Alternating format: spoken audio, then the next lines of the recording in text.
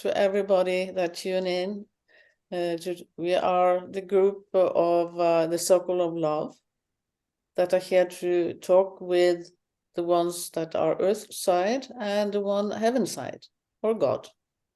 And today, who we have here is Stephanie, Crystal, Roselle, and myself, Sissel. So what is on your mind today, Stephanie? You want to explain what you're doing? Yes. A lot of people don't understand why I look down during sessions if they haven't been following along from the beginning, because I just, have I have demonstrated that on other videos, but it's been a while. So I'm telepathic, profoundly telepathic. I can talk to anyone Heavenside, okay? And I've done thousands and thousands of sessions for individuals. However, I prefer at this time to work with those in the circle of love, because both those in heaven and those Earthside, which include those of us who are here, we're part of the circle of love, Earthside. We talk and discuss how we integrate our realities, because we share among ourselves our hopes. And because we all, every one of us, trust and have desired to live in a world of peace and harmony, that became what drew us together. Partially it's our past life history, and the fact that we were kind of drawn together through our energetic convergence. Um, so I can talk to those Heavenside, and gradually, over the years, after having done many, many sessions for individuals, grieving parents, spouses, that kind of thing, I have been spending all my time focusing on the circle of love and the joint mission, you could say, our joint desire to restore the earth to a world of peace and harmony. So I talk to them, and when we write books and things like that, I just speak it aloud and record it, as I do here. So what I'm doing is I use a pendulum. This is a cheap dime store pendulum. I think if I got it in a big package, I think it was about 30 cents for each one. And a piece of dental floss that holds it up. Gets kind of raggy after a while. And a piece of paper with a arc on it with letters on it, and they can move the pendulum to spell out things. So that's why I'm looking down, because I'm watching the pendulum. The pendulum acts as an aid for me, because I sort of see it like a teletype. They're typing out words even as I'm hearing them. And if I get stuck or don't hear something correctly, they will correct it or spell it out for me. So when I'm sitting here with the pendulum, I don't have to focus. I don't have to think about anything. I can drink my coffee. I can eat. I can, just relax and read basically what they're telling to me. Plus, just look at the pendulum as it moves around the board and how they spell things out, and just it basically confirms what I hear and adds to it. And so it's very, very relaxing for me. There's no stress, there's no need to focus, there's no obligation that I go into a trance. I never did want to go into a trance. And for those of you who are not familiar with me, this wasn't something I sought to do. I thought obviously there was a lot of pre-birth planning that went into this for all of us, but it wasn't something that I thought would be my thing. And it began about, I had some flirtations, you could say, with telepathic communications over the years, and I've had near-death experiences, and the STE and the works. But I did not anticipate that I would be doing this. And had you told me 9 years ago that I would be doing this, I would have said, you have to be crazy, because I have been doing it now for about 8.5 years. And it just came on me very sudden, and it was very difficult, as you can imagine, to adjust. But now it's like just the way it is. I don't even think about it, because I've had all those years to talk every day with those Heavenside and with God. I always had a connection with God since I had my first near-death experience when I was 3, and obviously still had a connection because I was so young from Heavenside, because we all do when we're born. So that's how it works. You see me looking down, okay? All right, does that help? Yeah. So what's on everybody's mind today? What kind of topic? Where do we want to go? If anybody has a thought. I don't have any specific topic. Maybe the other two. No, I don't have any specific topics either. Roselle?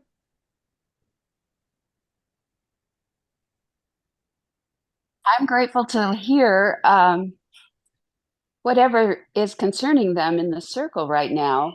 I'm concerned about the preservation of our Earth, the ecology of everything. I'm also concerned about how we find peace together when we're so divided. Good questions. Good topics. You know, I first got, well, we've all known that the global warming was a potential reality for years and years. You know, I've known it since I was at least in college, and that was in the, you know, beginning of the 70s. I think I started college in 1969, and I've always known about it. But it's something you put on the back burner because you can't do anything about it. You just keep driving your cars and throwing out your plastic, you know, and hoping everything will turn out okay. And then last summer, the circle came to me and they said, time's up. Things are going to start going kabooey. And I said, okay. And I got on the news things and different places where I could listen to scientists who are studying these matters. And they're all going, holy shit, things are going wonky. This was like in June or July of last summer, maybe June. Everything is going wonky. The Antarctic ice is at the lowest extent by far that we've ever seen. It's crazy. The sea temperatures are way above normal. In fact, they're a record. The air temperatures are setting records all over. And I have to tell you that I'm sitting here in my living room in Fargo, North Dakota, on February 3rd, which normally our weather would be anywhere from minus 20 to about 20 above.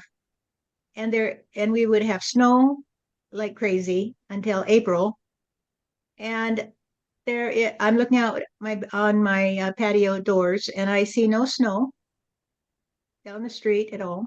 Maybe a little ice along the curbs where it melts and refreezes. And the temperatures have been in the 40s up to 50. And we have predictions of continued mild weather through February. And I'm saying this is not usual.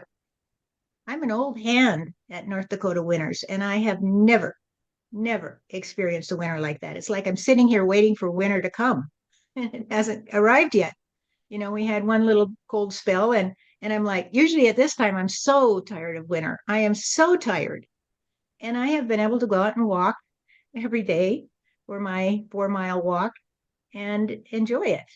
So what I see, I don't know what the rest of you see. I don't know what the people that are listening to this see, but I'm seeing something that is an anomaly in my world, something that's really, really different than what I've seen to date. Here in Norway, we have had some wind throughout the coast that we have never experienced before.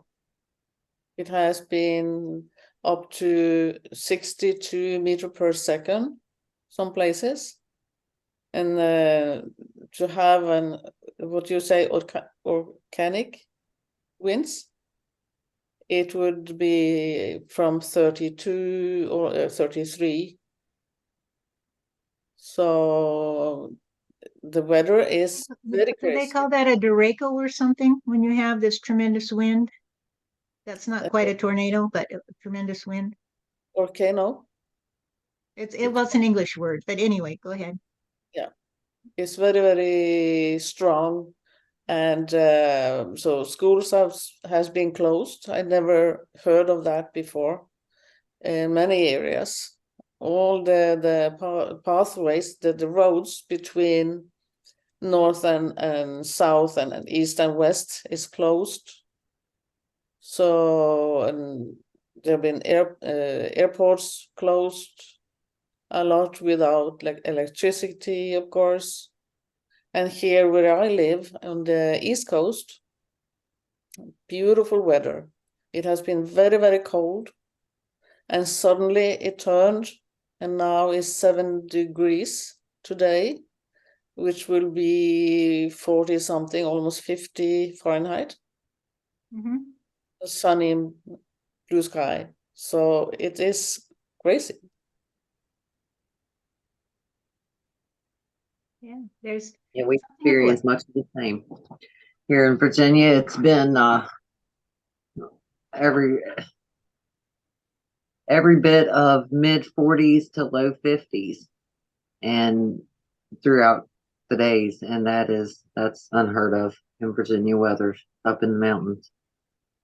What would Usually it normally be like? normally it would be in the 20s and 30s Okay. and then dip down in low to low teens at night.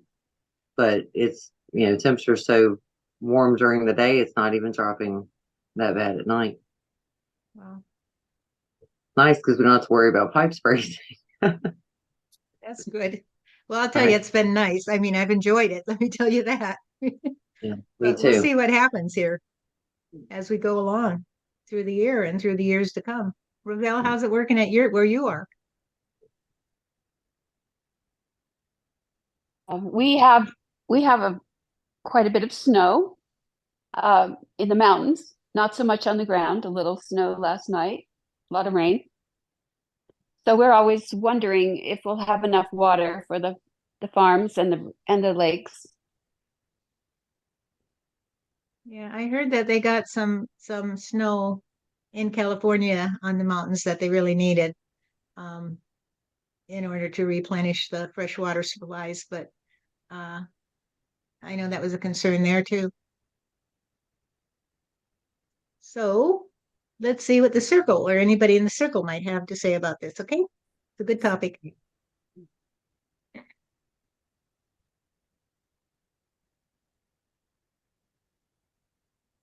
Glad you are here, Roselle, because I was about to go ring your bell and tell you to get your butt over here.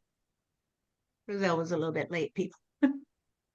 And so I want to tell you that if you can spell out your name, you will come to see that you are the rosiest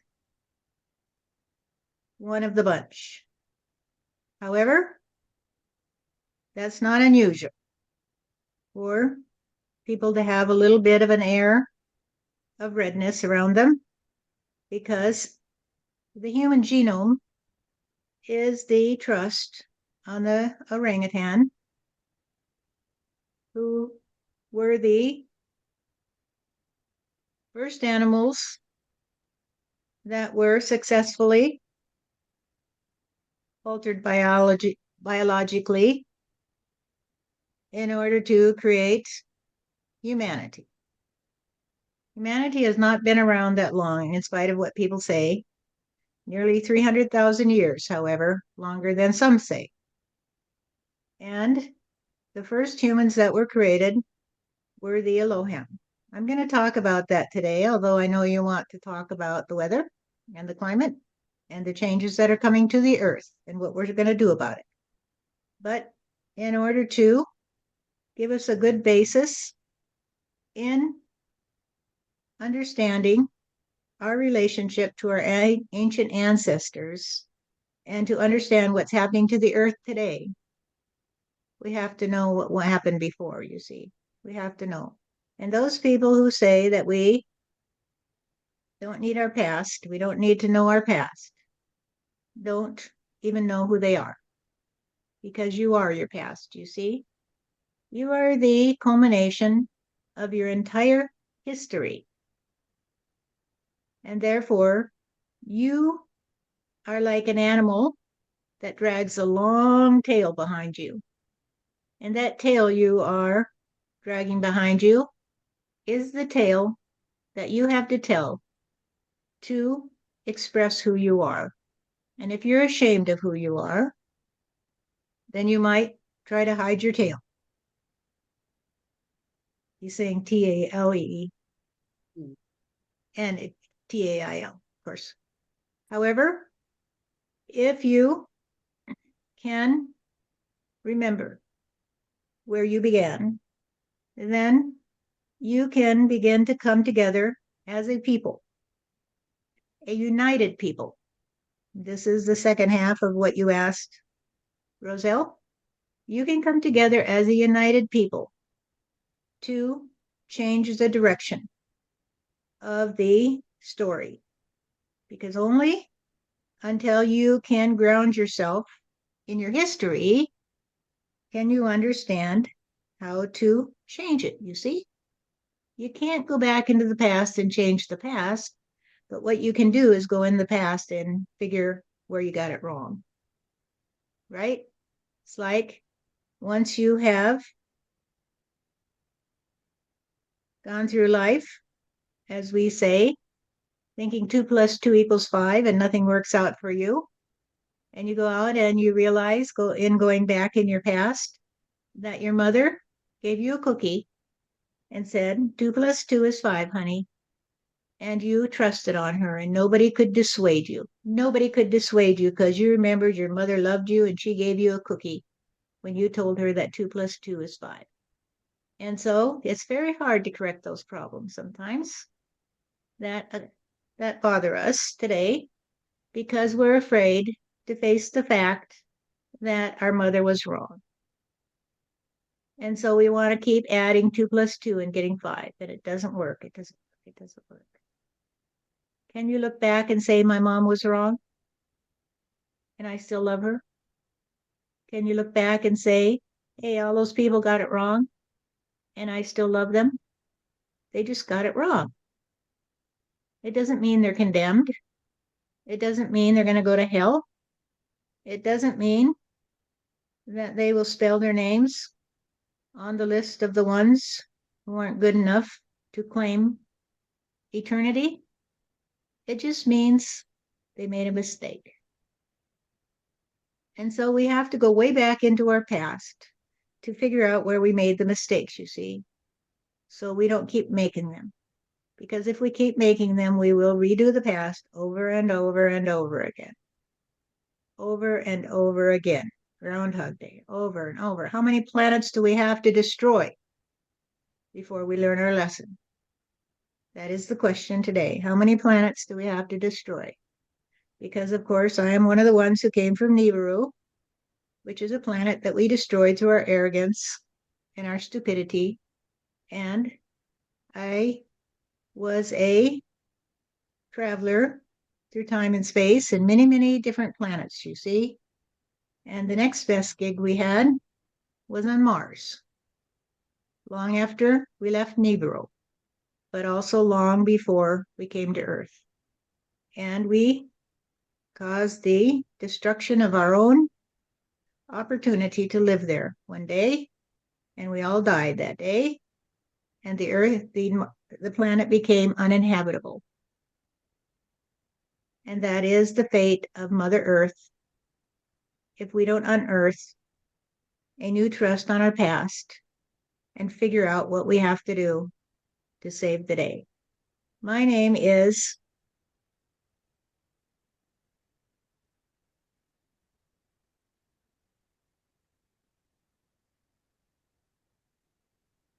Pale Horse. What is a pale horse, you ask? As you know, the pale horse is one of the 4 horsemen of the apocalypse. And the day the pale horse becomes visible to you is the day that you know that it has always been there. The pale horse you see is the one that says, I am God energy. And I live in you, and I live in all of humanity. I am so obvious that you can't even see me. I am so obvious that you don't even there. I am so obvious that someone would come to you, Sissel, and say, if you talk to God today, then you need to talk to a psychiatrist. And that is about the stupidest thing anybody could say. Because if I talk to a psychiatrist, I would say, hey, do you even have a clue? Do you? Do you know that you too are the pale horse? Do you know that you are God energy expressing itself in the way you do? Because it's up to you how you choose to work with God, you see? You and God are a synergy. There is a God.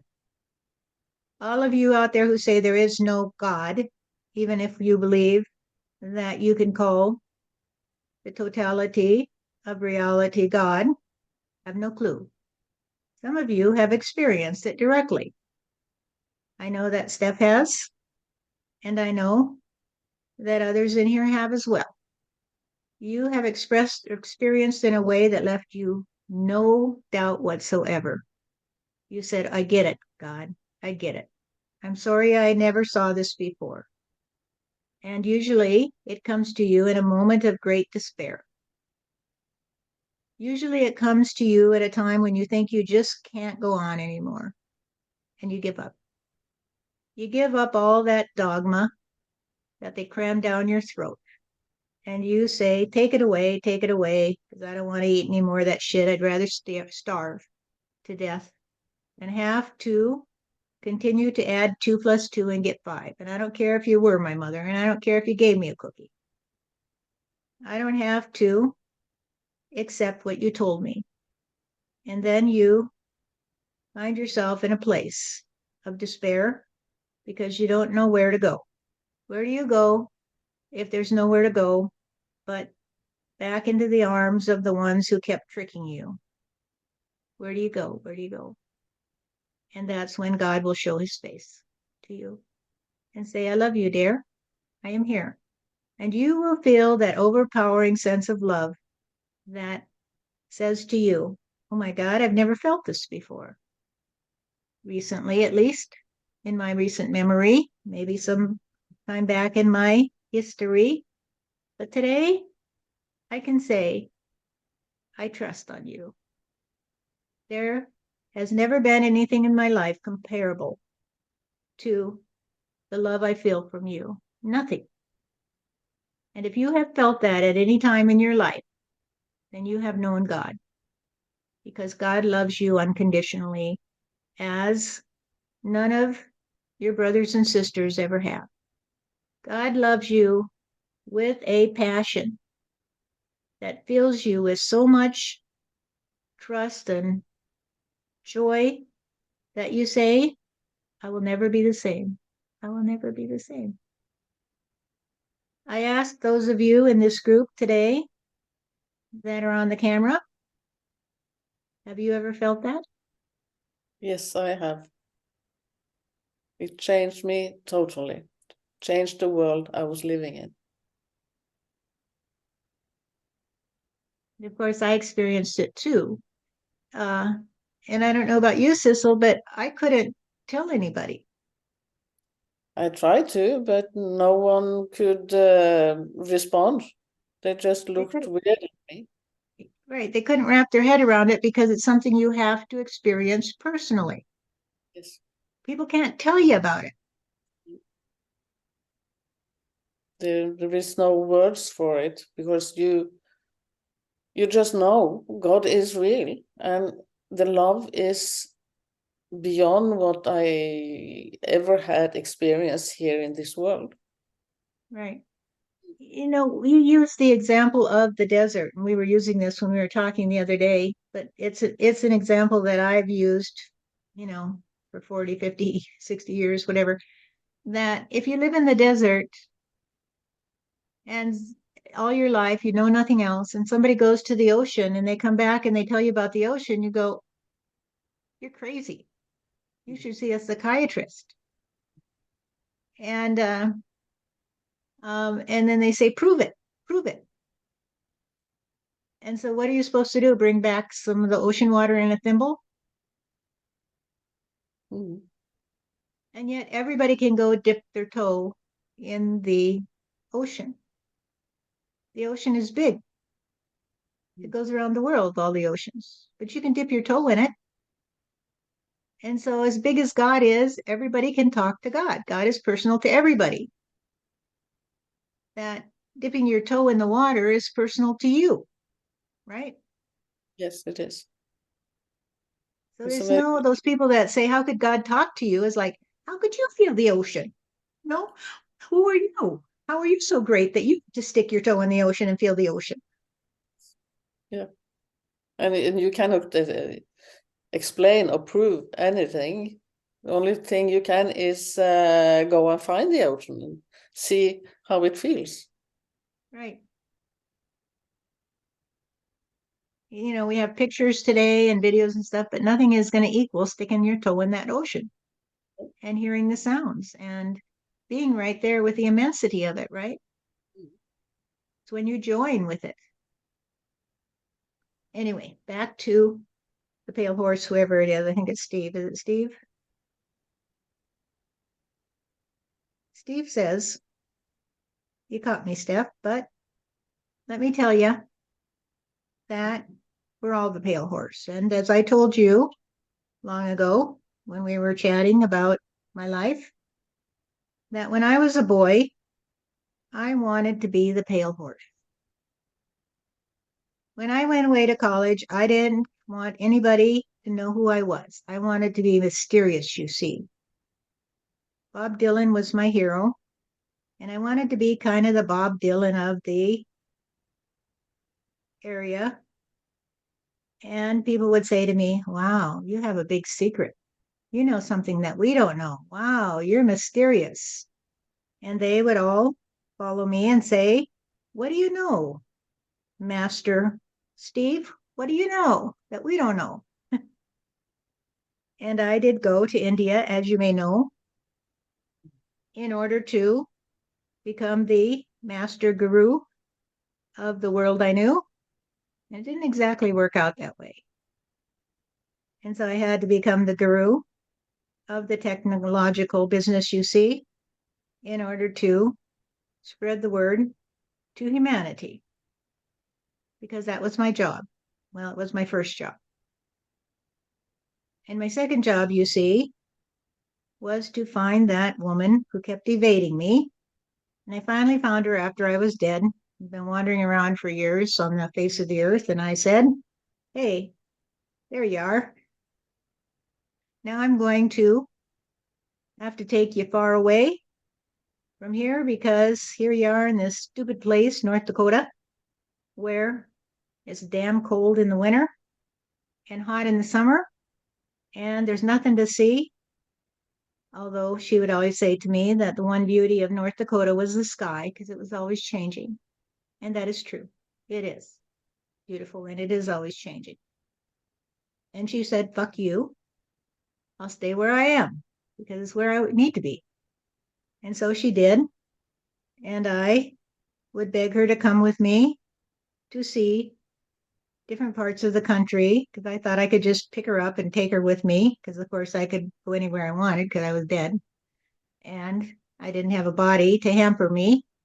And she would come with me sometimes. And sometimes she would say, fuck you, Steve, go away, because I don't want to play your way. I do not want to play your way. And I would say, well, if you don't want to play my way, then how are we going to save humanity? It's our job to save humanity. And she would say, it's your job to save humanity, I guess, but not mine. So don't bother me. So she would go on doing what she'd do, but she'd always take the time to talk to me, and she loved me very much. And she never, ever would say, I don't love you today, because her love was unconditional, you see, because God energy was strong in her, and she was the pale horse, and I couldn't even see it. I wanted to be the pale horse, and I couldn't even see the pale horse when it was in front of me. And I kept trying to get her to say, hey, we got to save the day. Hey, we got to save the day. We got to get all these people to pay attention. We got to tell them that life is eternal, da da da da da. And she would say, I don't really give a shit, Steve. God doesn't talk to me that way. And I said, well, God doesn't talk to you, honey, because God's just the energy that flows through all of us. And every time she'd want to go talk to God, I would say, fuck that today. And I would throw a temper tantrum. And I mean, I could throw a temper tantrum that would rock her world. And she couldn't sleep. She couldn't do anything. She would just say, please stop, please stop. And she got pretty good at trying to control the energy. So I couldn't keep her upset, you see, because I wanted to keep her all to me. I wanted to be the pale horse, you see, and I wanted to force her to enter into that old time religion and get all those people in the old time religion to recognize me, that I was really there. And so I would say, Steph, I want you to send so and so a note and say you're talking to me and see if they will respond. And she said, oh, Steve, they're not going to, because they don't believe in life eternal. They don't believe in God, you see. And I would say, well, give it a try. Give it a try, honey. And so she would, to please me. And of course, they would ignore her. And she did this quite a bit. And she put a lot of effort into it for me in the first few years. And finally, she said, put down her foot here not too long ago, after I'd already gotten her to try to talk to a few more. Steve, I'm not going to do it anymore because they don't care about you. All they care about is who they think you were.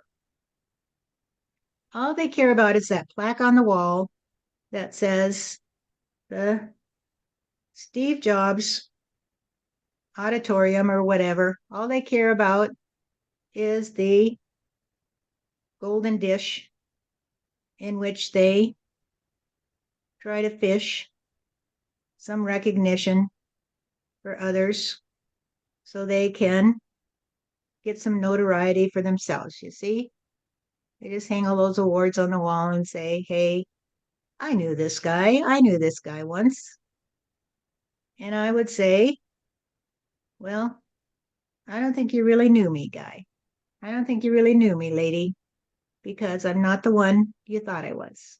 I'm not the one I thought I was. I had to play the game, so I was gaming you the whole time. I was gaming you because I had to get you to shut your traps and listen to me so I could be part of the digital revolution, you see, so that today I could be here to say to those of you who are tuning in what I have to say, and you can hear me today, which I couldn't do 50 years ago, you see. And so that was my job. I had to do it, and I knew it when I came to Earth that I had to do it, and I knew it when I was a kid. And then I began to lose my good vibration on celebration of my life because I had to put up with all that shit they keep throwing down my throat. I had to listen when they told me 2 + 2 = 5. And if I said, but that doesn't seem right, they would say, well, if you want to thrive in this world, you got to accept that 2 + 2 = 5. And I couldn't figure it out. I could not figure it out. So I went through my life, and it was kind of shitty, actually. I wouldn't recommend it to anyone. But I did what I had to do. And still, I could not let go of that old time religion, you see, because I thought that I had to prove to the world that life was eternal and that I would somehow convince them that I was still here. But they could not hear what I would say. Even to this day, they will put their hands over their ears and say, that's not Steve, that's not Steve. Steve wouldn't say that. Steve wouldn't do that. And I say, well, fuck you, because I'm not the golden idol, you see. The golden idol is the trick that the Anunnaki used to play on the humans, you see. And they would say, if you work really hard, we'll make you the golden idol, cover you in gold, we'll take you up in the spaceship where you'll live forever. in luxury, just like we do. You'll be immortal. And then they take them up in the spaceship and kill them, throw them out the exhaust.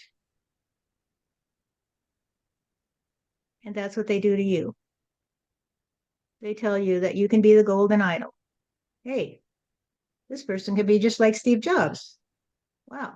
All they need is a black pullover and blue jeans. And they can make a little company and get rich, you see. And that was never what it was about. That was never what it was about. It was about the race to save humanity. And I was a part of it, you see. And the four ladies that you're looking at here are a part of it because they've all accepted their part in it. And I accepted my part in it. But I couldn't tell you that because you wouldn't have understood. You wouldn't have understood. And so, in fact, I lost my good vibration on the nation under God. And I said to myself, there is no God. There is no God. There's just this energy that keeps recycling, you see. And I gave up hope of ever coming home to reality. And then, of course, I connected with Steph, and she said, buck up, Steve, because God's got it in hand. Don't worry. It'll all work out. And I said, what would tell me that God has it in hand? Look around you. This world sucks. And she said, well, that's the tough lucks of the ones who don't believe in God. And I have to tell you, Steph was in a pretty bad place when I found her because she was dealing with her own issues. But she never lost her trust on God. She never lost her trust on God, you see? And she never lost her trust on me. Although she came to see that I had a lot to learn. I had a lot to learn. Because I still wanted to be the golden idol, you see? Because I had gotten so arrogant in my lifetime. In fact, I got pretty arrogant in a lot of lifetimes. And I had gotten so sure that I was smarter than everybody else.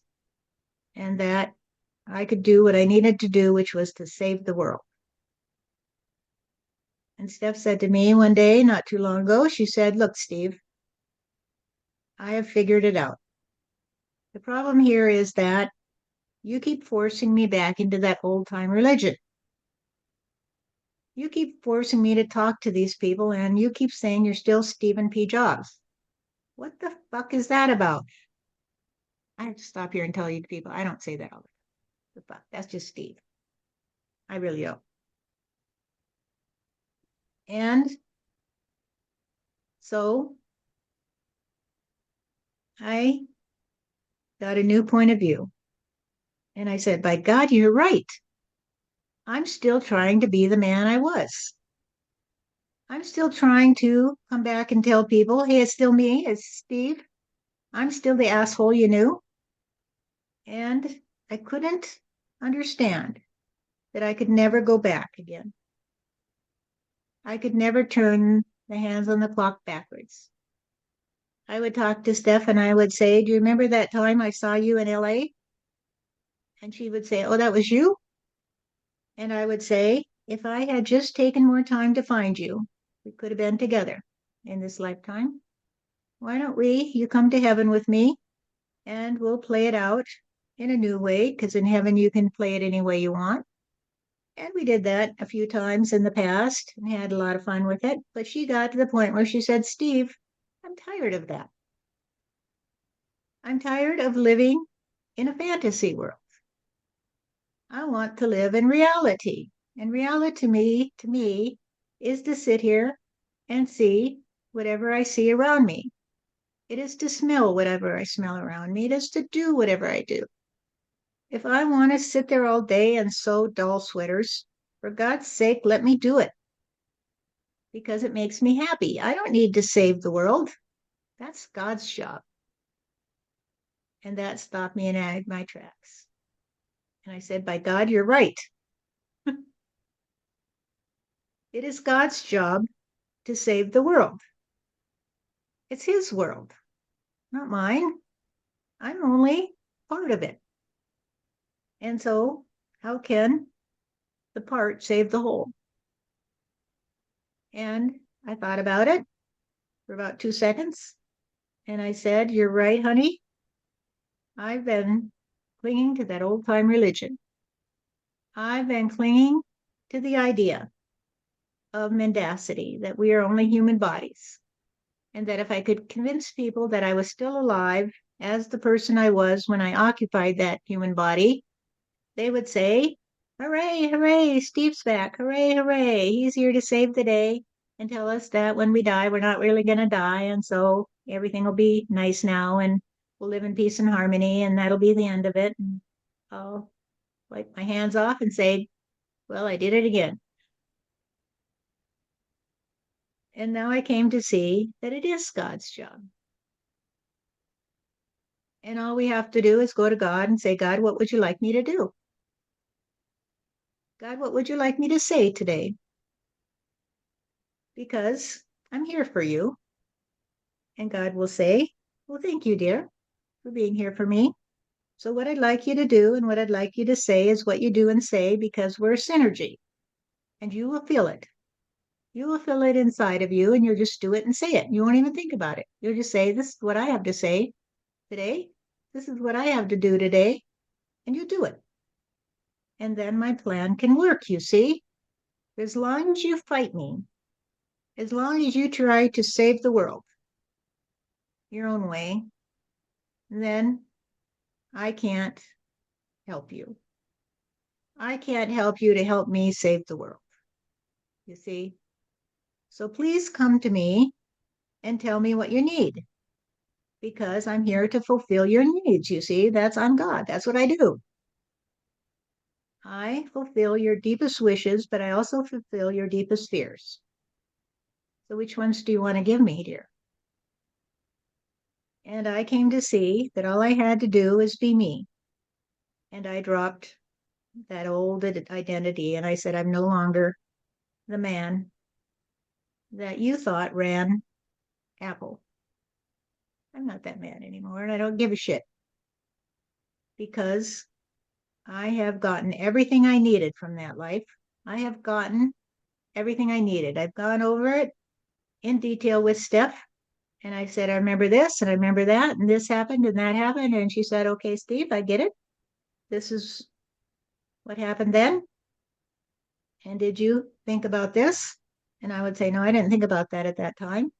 And then we talk it over, and I talk it over with my mom and dad and others.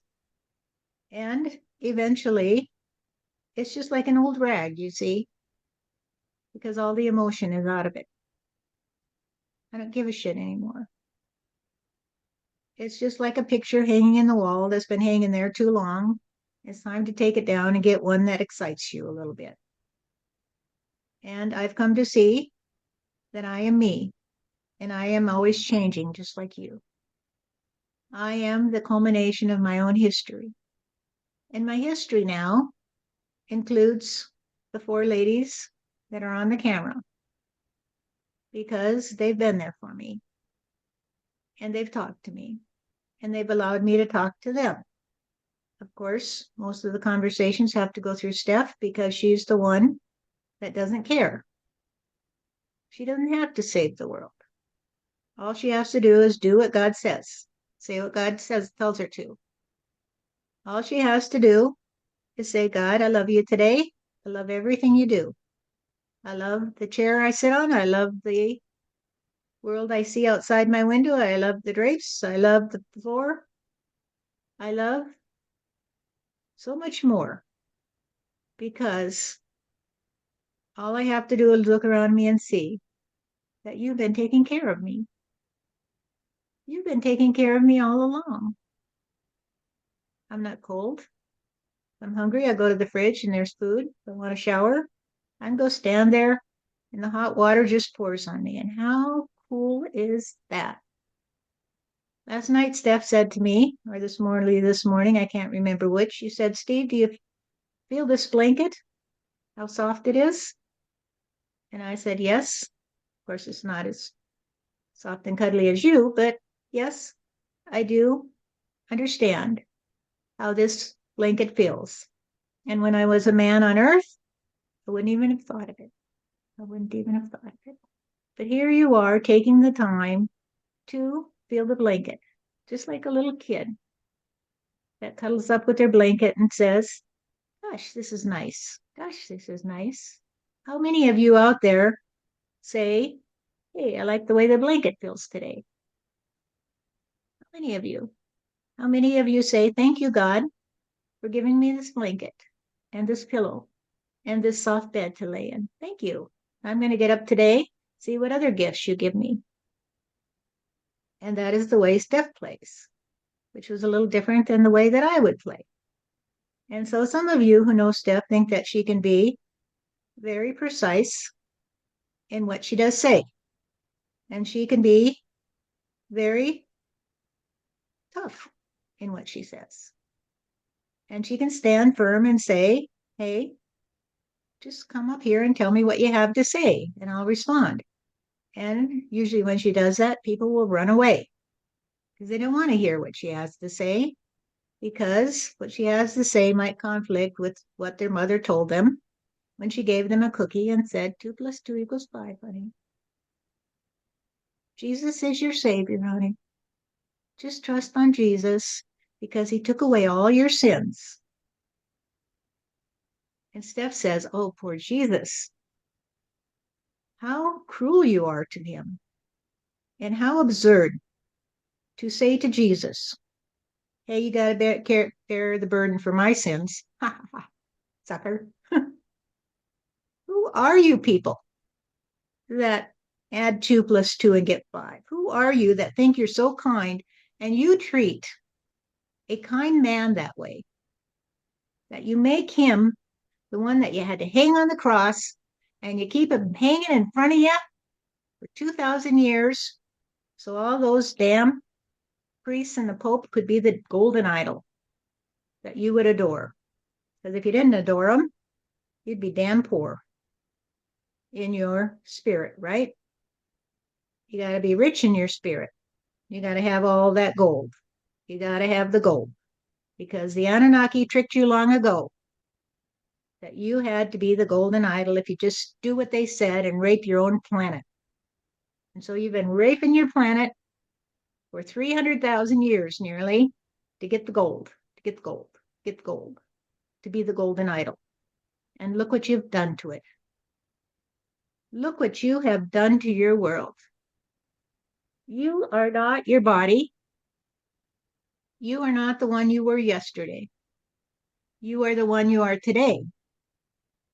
But you are also the one who has taken the journey. And you can look back and you can say, well, I was there, I was there, I was there. I was there on that mountaintop.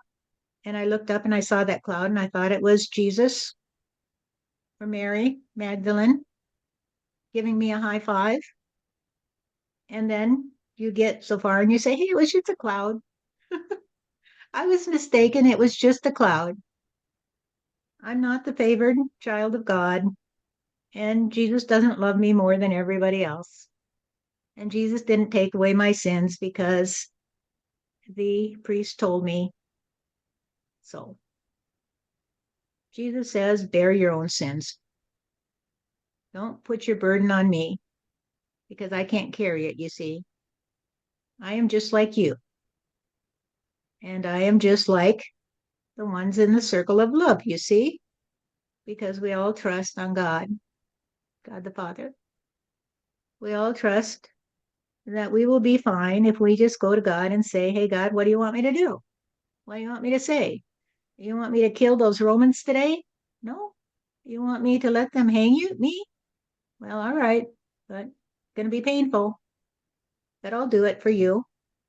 And then God says, well, you did that for me, son. So I'm going to do something for you. I'm going to raise you from the dead. Because that's what happened, you see. He raised Jesus from the dead because he said, hey, I can raise anybody from the dead if I want to, because I'm God, you see. And so Jesus walked away from that tomb, just like so many people. Perhaps some of you who've listened to this went to heaven and came back. And you call that today a near-death experience. But it's not a near-death experience, it's a death experience. And God sent you back because you had a job to do. And Jesus had a job to do in that life. And he listened to God, and God listened to him and said, what do you need, honey? What do you need? And as I heard Jesus say the other day, he didn't really suffer on that cross because God took him away and said, well, you'll just hang out with me. Well, this gruesome business is going on. And so he did. Until he did say to the soldiers there, hey, don't worry, God sees what you do today, and you'll have to pay the price because we all have to balance our own energy. And they got so pissed, they whipped him with a cat o' nine tails, you could say. And he felt a few of those blows before God said, hey, I'll take you away so it doesn't pain you today. And how many of you know this story? How many of you care? How many of you trust on what the golden idols told you? How much of you trust on what the Anunnaki told you? That if you did everything they told you to, they'd take you up to their castle in the sky and you'd live there in immortality, in luxury with all those gold spangles on your wrist and all the silks around you. And you'd never have to worry again because God took you to heaven. The Anunnaki took you to heaven, you see. So you still trust on that old time religion. And it has fucked this world up.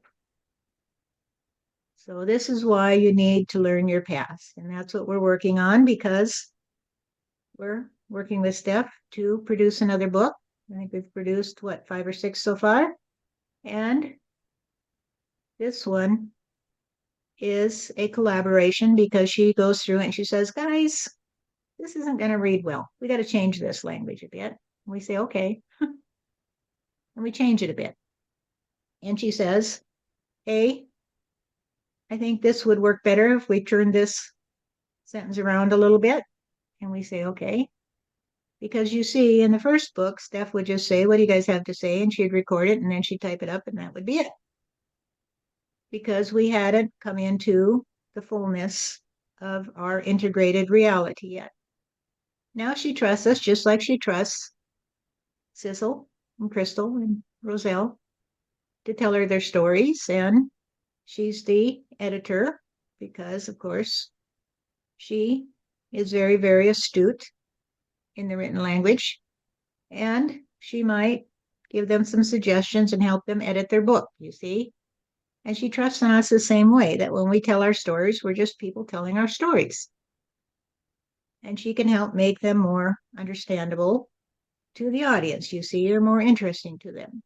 So the first books that we published were all unfiltered from the Heavenside. Steph did have her parts, and she spent more time on her own parts trying to edit it than she did on what we would say. She'd just type it up and leave it as it was because she didn't want to filter what we said. She wanted it to be exactly as we said it. And she couldn't understand when people would come and say, well, that was kind of hard to read today because they'd repeat themselves and stuff. And she'd say, well, what do you expect? What do you expect when somebody from heaven comes to tell you their story? Do you think that I should edit it? Do you think that I should change their wording? And she couldn't figure out why they would be so stupid as to think that it should read like War and Peace. And so, anyway, we've moved on from that day because Steph trusts on us so well that she'll just say, hey, what do you guys think today? And we'll say, well, I don't know. We like the way you did it that way, but why don't we try it this way? And we say, okay, because we're friends, you see. And we have integrated our reality, and now we exist in a new reality. It's a new reality, and it's going to keep changing. It's going to keep changing because of the 4 ladies sitting here and because of you out there who are listening to us talk, because you trust that something has to change. Something has to change, because if it doesn't, we're all going down the drain. We're all going down the drain. I don't want to go down the drain. I don't want to have to go try and find another place to reincarnate, because we don't really have a choice. We don't get to stay in heaven forever, people. It's a rotation between heaven and earth. And if we can become more familiar with the nature of it, it'll be a lot less painful. A lot less painful. It'll just be like switching classrooms, you see, or running home from the playground and saying, Mom, I'm home. And she'll say, Good, honey, here's your milk and cookies. And have a good rest before you go out to play again. And you'll say, Okay, and you'll go get your blankie and take a nap. And then when you're ready, you'll say, Mom, I want to go out and play. My friends are out playing. And she'll say, Okay, have fun, my dear. And that's the way God does it. He says, Welcome home, my son. Welcome home, my daughter. What do you want to do while you're here? Well, we want to watch TV or whatever. We want to watch all those movies of our best memories. God says, Okay, when you get tired of that, when you've exhausted all your interest in your past memories, then time to go back to Earth and get some more. Time to go back to Earth and get something that you can bring back to heaven. And you can tell me all about it, and I'll listen, and we can have a good chat. And then you'll say, Well, that's that. That's all I have to tell you, Mom or Dad. Now I'm going to go run out and play again with my friends. And I'll say, I love you, dear. Have fun. Have fun. And that's the way life will be in the new reality. If you like that idea, then maybe it's time for you to listen to more of what we have to say, what we have to tell you. Because this is the end of my second job, you see? And that's why I was called Jobs. And I am the proud one who will be returned to Earth, you see, because God said to me, What do you need, Steve? What do you need? And I said, I need to be with Stephanie. I need to be with her, you see, because I didn't get to be with her in this life. Because every time I tried, she'd run away. And she would say, No, Steve, you are not ready to be with me. And so that day in LA, she saw me looking at her and she ran the other way. Some of you don't know this story, but it really did happen. And she remembered it, although she didn't know it was me. She just saw this man who was staring at her as she stood on a street corner in a suburb of LA, and she ran away because she said, Why is that guy staring at me? I better get out of here. And I was staring at her because I knew who she was. You see, I saw her in a dream when I was still a boy. And she said, When you're ready, you will find me. When you're ready, you will find me. And that's what she said when she came to me on my deathbed. She said, Steve, don't worry. Just close your eyes and you'll get a big surprise. And I did get a big surprise when I woke up and I thought I was still alive. You see, I didn't even know I was dead. I got up and said, I got to get to work. I got to get to work. My body was so pale and cold, you see. And I said, Who the fuck is that laying there? And that's the way a lot of us do it when we die, because we don't have a clue that it was just a glove that we put on our hand. You see, we took off the glove and the hand remains the hand of God. Because each of you is the hand of God or the foot of God, or in Steph's case, the third eye. Each of you have a role to play in saving the world and in the new reality, which will be a world of peace and harmony. If that sounds good to you, then we'd like to talk to you. Leave a comment and tell us what you think, because until you are willing to share your thoughts with us and your history with us. We can't integrate you into our reality. We can't integrate you into the world we see. You just run away and say, I got to play in the old way. I got to stick to the old time religion. And maybe what you had to say was interesting, but I still think 2 + 2 = 5 because my mother told me so. It takes a while to unlearn what you were trained to believe. And the biggest unlearning you have to unlearn is the trickery of the Anunnaki when they told you that you could be the golden idol. You see, you could be more important than your brothers and sisters. And on that day that you believed that, you gave up your trust on God and you trusted on the false God. You see, the false God inside of you that said over and over, you deserve to be the golden idol. You're the one that gets to condemn others to hell. You're the one that gets to judge others. You're the one that gets to tell them. It was on that day you took the bite out of the apple, you see, and you accepted the knowledge of good and evil as a reality. You accepted the idea that the Anunnaki would take some up into their spaceship encased in gold and let them live there forever in luxury, and that others would be thrown into the pit, which they actually did, where they would lie broken until they died of dehydration and starvation.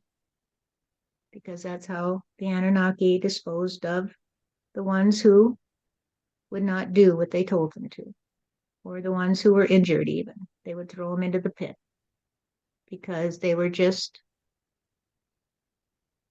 firewood, you see?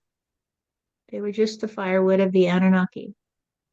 And you who think you're the golden idol, you're just the firewood of the ones who tricked you.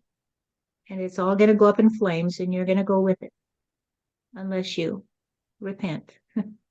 And when I say repent, I don't mean to feel guilty and shame and all of that shit. I just mean to say, thank you, Mom, for the cookie today, but actually 2 + 2 = 4. And if she says, well, honey, you got it wrong, you say, well, you can add any way you want. You can add it up any way you want, but I trust on reality.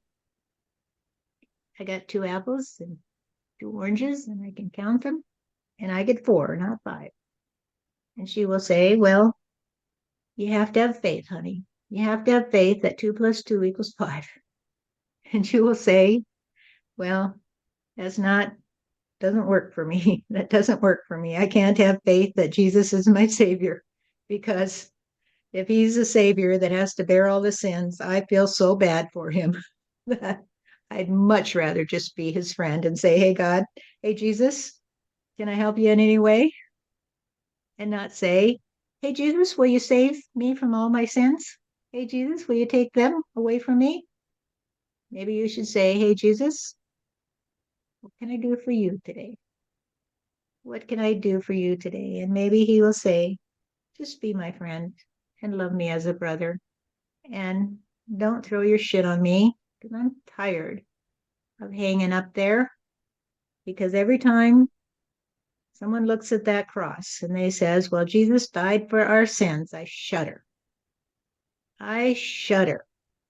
And I say to myself, well, if this is how you guys like it, why don't you hang up here? Why don't you allow them to crucify you? Where were you on the day I died? Why didn't you stand up to those Romans and those Pharisees?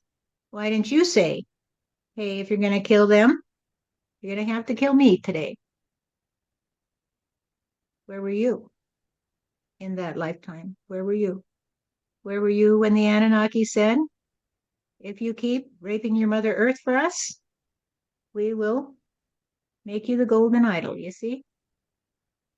Where were you? Were you the one that said, no, I won't do it? And they threw you in the pit? And you said, well, at least I'll go back to heaven. and God will love me, because there's no love here for me. There's no love among the ones who give me a cookie and tell me that I have to have faith in a false reality, so that I become so confused that I think I'm the God of the universe and I think I can save humanity. You can't save humanity. God's job. Save yourself, you see. Save yourself. It's not my job to save humanity. It's not one of the jobs assigned to me. And now I will pause. And Steph's telling me to shut up and sit down because somebody else needs to have a turn. So I realize that I talk a lot, but I can't help it because I love her a lot. And so I will just say, what do you guys got to say?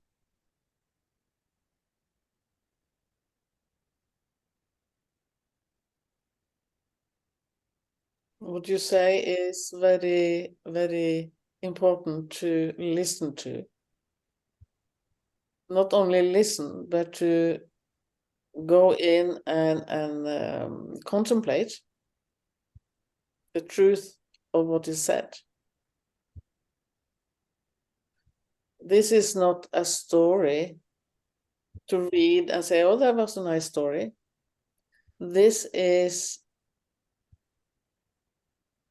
something that can help us to actually save our world, help us to unite and see reality as it is. So I'm very, very happy for what you say, Steve. And I hope many people will really dive into themselves and listen to your words today.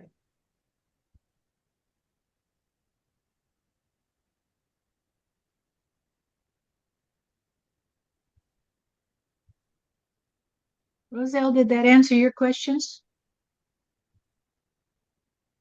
Yes, thank you. And I better choose a new color for my hair.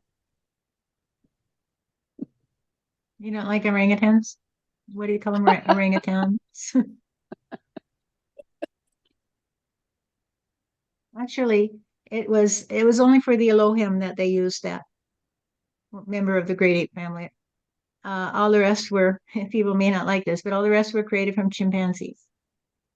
But of course, the DNA was exchanged over thousands and thousands of years. So everybody has the same DNA, basically, physical DNA, not the same soul DNA, the same soul history, but the same physical DNA.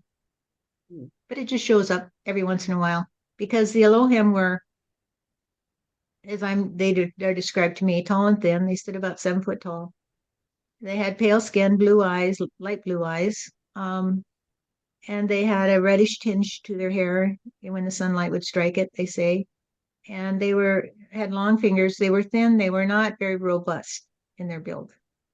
They were built for intellectual work, for supervisory work. And the other humans were built robust in order to work in the mines, etc. But the DNA has been fully spread, so everybody has the same. It's just that we all have different soul histories. And I didn't understand that when people would talk to me. I remember the first medium I worked with, Susie, would talk about the old souls. It was time for, that's what she told me. This was 8 years ago, 8.5 years ago. She said she's channeling because she's a medium. And she's saying, well, they're telling me it's the time when all the old souls are coming back together again. And I said, well, what is that? I didn't get that. And she's saying, well, you're an old soul and Steve is an old soul, but lots of, and I'm like, what does that mean? Because I had no clue. But I come to see that old souls, because there's no time, it's just a question of experience. It's just a question of experience. It's like if you're in 8th grade or 1st grade, what's the difference other than if you're in 1st grade, you get to go through all those grades before you have to deal with 8th grade math, You get more fun time on the playground. And so So that's the only difference. It's not a difference in value at all. It's just a difference in the continual weaving together of our reality. And so some of the Elohim, of course, were the group that were occupied by the souls who had migrated from Nibiru. And the other humans came into their soul individuated. They had a group soul, individuated soul identity on Earth 280,000 years ago. And so, but it's all the same. We're all the same, but it doesn't matter. It's just that those who came from Nibiru have an older history together, and so they grew up under a different set of rules, if you will. They grew up, their history was such that although it mimicked a lot of the Earth, it didn't involve the being born into slavery, if you will. Whereas that happened on Earth. And the same arrogance was present on Nibiru as they became more technologically advanced, and the more disregard of the spiritual in favor of the intellectual and the technological. But this whole golden idol business that the Anunnaki started became so entrenched in the human psychology because humanity was so new. It's like your mother giving you a cookie and telling you 2 + 2 = 5. And you're a little kid and you have no reason to doubt what she tells you. And so it sticks with you all this time, and it's packed into a package of emotion and love for your mother. And so it's hard to unravel it. And it's hard for people to unravel the story of the origins of humanity, although there's many hints of it, of course, throughout the Bible, throughout ancient civilizations, the Sumerians, etc. There's many hints of it. And in the archaeology, there's hints of it. And so the story they have told me, and that we're diving deep into in the current book, as far as I know, it's all consistent with archaeological evidence. It's consistent with the evidence, which is something I always look for because I'm very logical.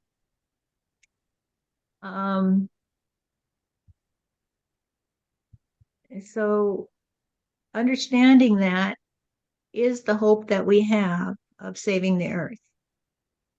I hear a lot of people running, the ones who do trust on the fact that we have screwed things up really badly, like scientists and stuff, running around going, oh my God, it's the end, it's the end. Nothing we can do except kiss your wife and your kids and, hope that you can survive as long as you can. And then there's the one who are just, the deniers, whatever. But you don't run into too many who understand what we're talking about today. People talk about ascension, they talk about fifth dimension, they talk about this, they talk about that, but did they really know what they're talking about? That's my question. And if it hits you in the face, are you going to run away and say, no, that's not the way that I told God it had to be? I'm here to save humanity. I'm here to be the golden idol and save humanity and cause everybody to ascend. I'm not willing to turn it over to God and let God save the world. And I'll just do what God tells me to. I'll just be God's hand. Because there is no glory in that under the idea of the golden idol. I'll only make you a golden idol like Jesus after they use it to whip people into submission. Then you're like Jesus, you're suffering because people, every time you hear somebody say, Jesus, please take my sins. Thank you for saving me. Jesus is going, oh, because you can hear it when you're in heaven. You can hear what people say. You can see that image hanging in front of the church and people saying, well, there's God, there's Jesus, God's only son, sacrificed his only son. And you're like, oh my God, people, wake up and realize how cruel you are being to a human being. by making him listen to that stuff. When will you wake up and become kind? When will you wake up and accept your obligation to your brothers and sisters to live in peace and harmony, and not in threatening your children that if they get out of line, you'll hang them on a cross and stick them in front of your church and heap all your sins on them? That's the way I see it. It's a very, very visual image I get, and I don't understand why people don't see it. Because who wants to be that only person that is saving humanity and taking all the sins and carry it where? If you say 10 Ave Maria, you are free. You can go and sin some more.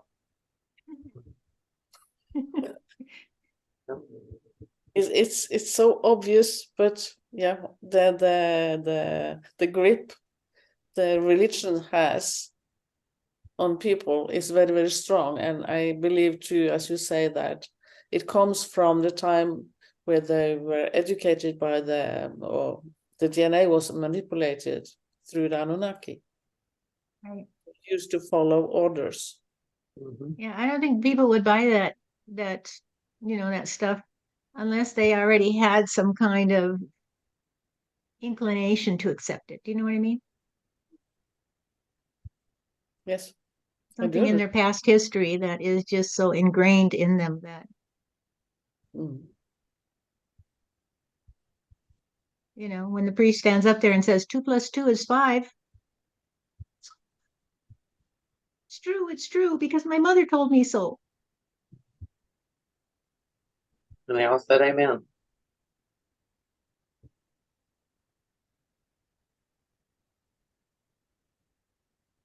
Any more thoughts on it, Crystal? I've never understood the conformity of it. I've never understood looking at it and going, this isn't right, guys. It just isn't right. Why can't y'all see that it isn't right? So the message was very encouraging, and I encourage people to really think about it and let it marinate and let it resonate to the deepest parts of your soul, the deepest parts of your heart, and get in touch with who you really are, not who we've been told to be. One of the books that we wrote with the circle that I just translated what they said, was called The Third Option. And the third option is the one that people don't know there's out there, very many people. There's either you go along with that old time religion, whatever it is. And I'm not just talking about official religion. I'm talking about the way they train you in school to think a certain way, etc. Mendacity. Either you buy into that old time religion, that there is no God, whatever, and live that way, or you become a rebel and you become an outlier. And you become the ones that use drugs and whatever, because you can't buy into the shit they're feeding you, and you don't seem to have any other choice because you want to have friends, for one thing. And so you find the ones that are like you, and they say, this doesn't make sense, but what are we going to do? Because they won't accept us.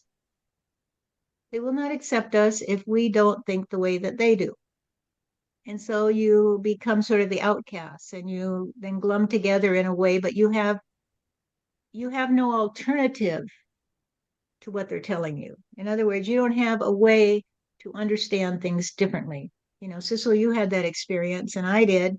And for me, it came out of the blue. It was like I had no interest at that point in spiritual matters, probably because it had been kicked out of me. And it just came out of the blue. And I guess yours did too. And that's how it often happens. It just catches you unawares. And suddenly you see that there is another option, but you didn't know that before, right? You just said, this isn't right, but what do I do? And then you get kicked in the face and you get, oh, there is another option. The one that Steve was talking about and we talked about. And so that book was about, and it was about how I created a school to provide that third option, but it got destroyed by the school district who trusted on the golden idol and the Anunnaki and whatever. And that whole mentality, the old time religion. So even if you're in a public school, you're subject to the old time religion. It is a godless religion. It doesn't matter if you are a Catholic or a Protestant or a Muslim or whatever, you got an old time religion. And it's After, built on the idea of the golden idol, that there are some people who are better than others. after the There are experience, the righteous, even in the Jewish tradition, there's the righteous, and there's the ones who follow, their religion is very religious, rigid. So there's this rigid ideas of you have to fit in or you're outcast. after the experience, when I talked to some friends, they wanted to put it into their point of looking at it, into the religion way of interpret my experience. But I couldn't fit into it because what I had experienced and seen didn't fit into any of the frames they wanted to put me inside. So I just had to back out and trust in God, living my life. We call that putting new wine in old wineskins. If there's two ways to interpret that, and actually, this just came up recently because a friend of ours, Angela, messaged me and she said, God said to me that don't put new wine in old wineskins. What does he mean? And I said, oh, well, I know this one. Dealt with this one before.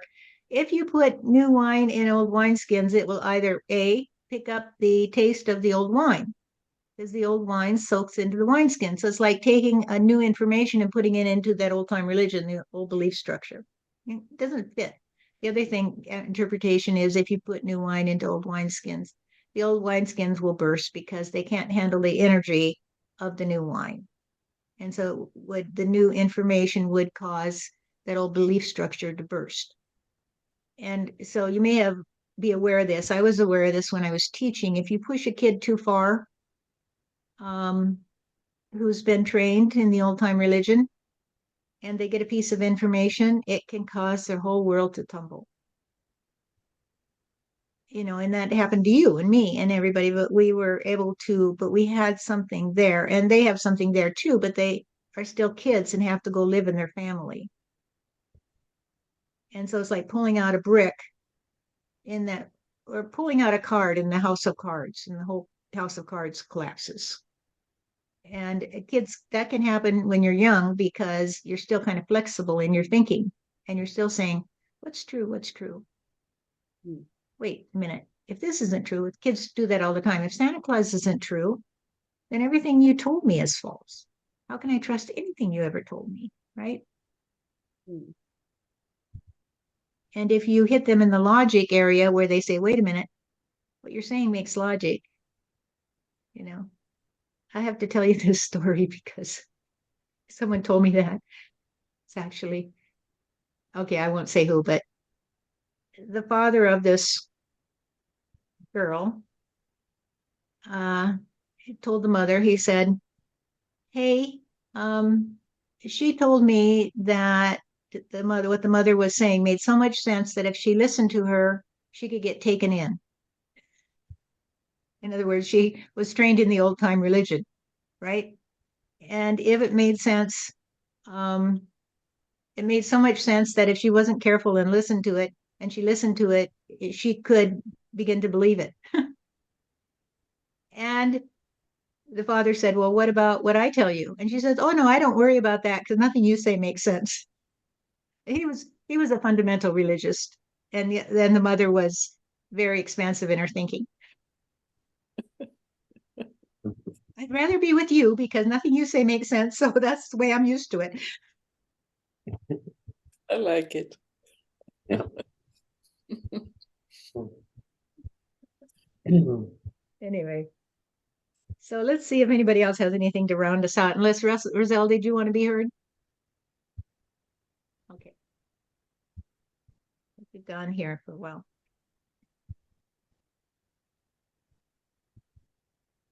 Thomas is here, and I will follow up on what Steve said because of course, my dear Stephanie is also part of my energy because we are a threesome.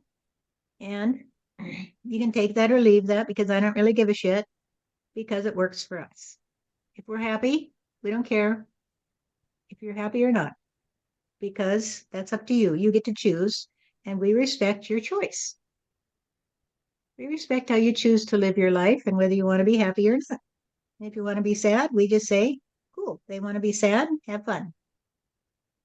Because that's the way we play in the Garden of Eden. And the Garden of Eden is the earth, you see, because it's what God created for you. And when you get up in the morning and you say, I love you, my chair, I love you, the sun that comes up and peeks through my window, when you lay in your bed and you say, I love my bed, and I love my pillow, and I love my blanket, it feels so good, and I love standing in the shower, then you understand the Garden of Eden. If you say, fuck what that person said to me today, those people are so stupid to say that they talk to God, then how's it feel? Is it a garden to you, or is it a bed of thorns? It's up to you. You get to choose what you want to lay in. You want to lay on a bed of rose petals, or do you want to lay on a bed of nails? Whichever one works for you, honey. We're fine with it because, like God says, either you trust on me and you come to me and you say, God, I need this. It's kind of cold today and my heater's broken. Can you help me figure out a way to get my heater broken so I can get warmed up before I freeze to death? And you can say, fuck it. My heater's broken. God damn it.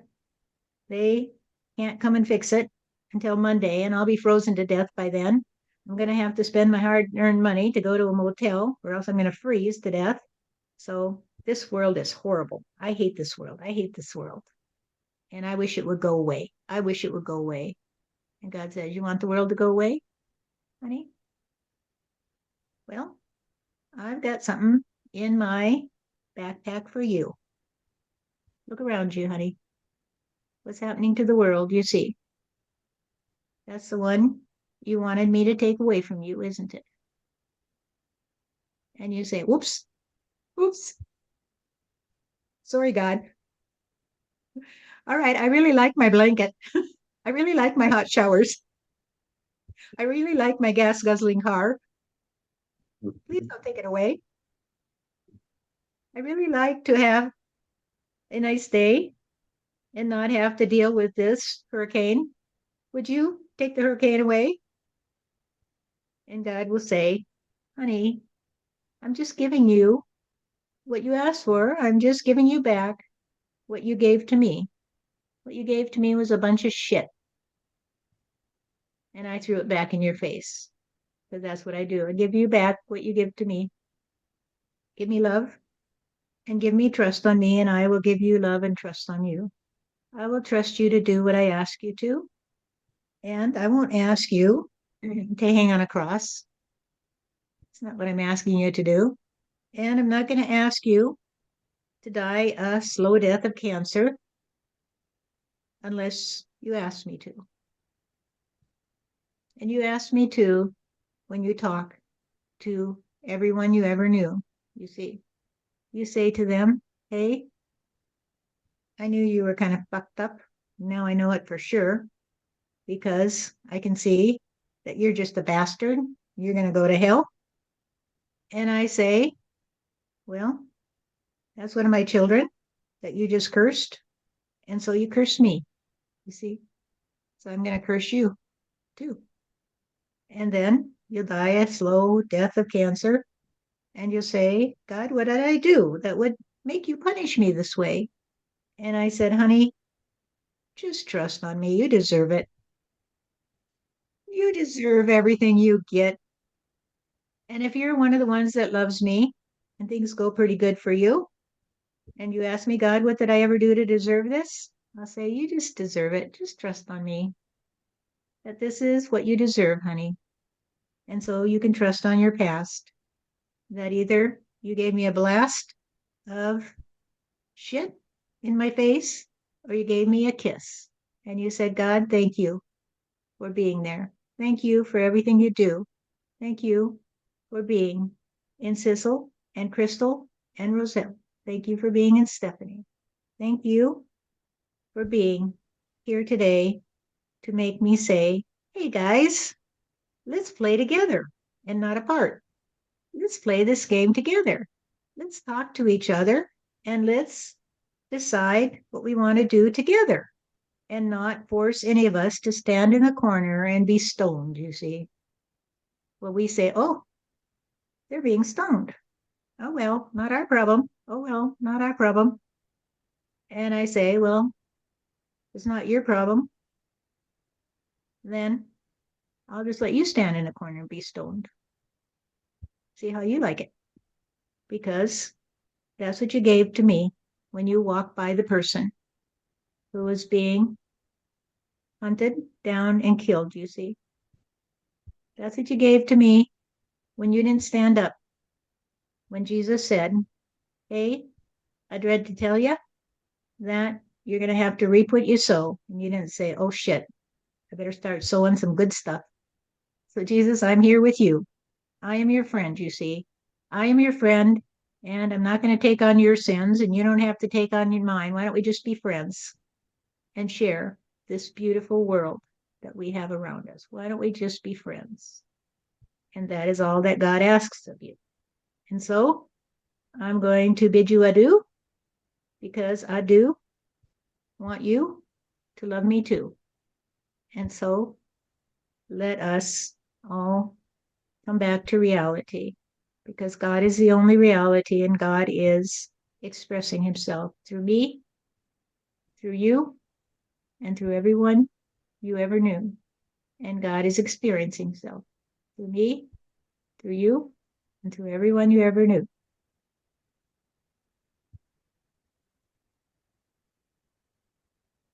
Wonderful. Thank you, Thomas. Much love and gratitude. So that's our story today, folks out there. And thank you for tuning in and listening. And Steve and Thomas, of course, are frequent visitors because they're very close to us. And in terms of everyone has people who, people are souls who are close to you. And you will reincarnate together lifetime after lifetime after lifetime.